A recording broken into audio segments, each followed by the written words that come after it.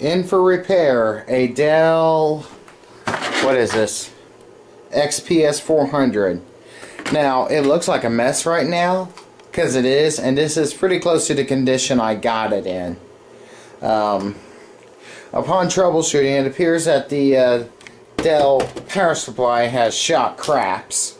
I did both tests on the power supply and successfully powered up the machine with a known good tester power supply.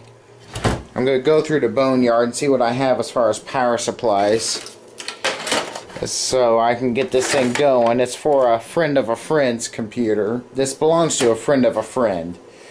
What's going to be the booger is these SATA cables that route along here. So we'll see what happens. And I can't, this CPU fan was already pulled loose, and I cannot quite figure out how in the heck it's supposed to fit in there. And oh, I wouldn't do that before. Now it feels like it wants to actually slide in. So anyway, we'll see what happens. But the front panel was taken loose because somebody else worked on it and thought that was a problem. So I'm getting ready to secure this thing back in place so the power button will work again.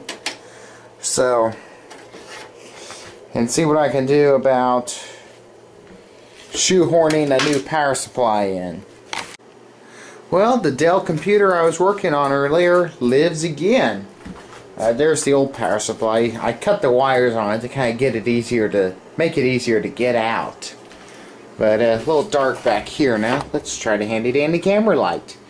You can see I shoehorned in a thermal take power supply I had out of a machine someone gave me with a bad motherboard, and I'm charging enough to where I can replace it, so I'm giving them a good rate. It's a good friend of mine. So,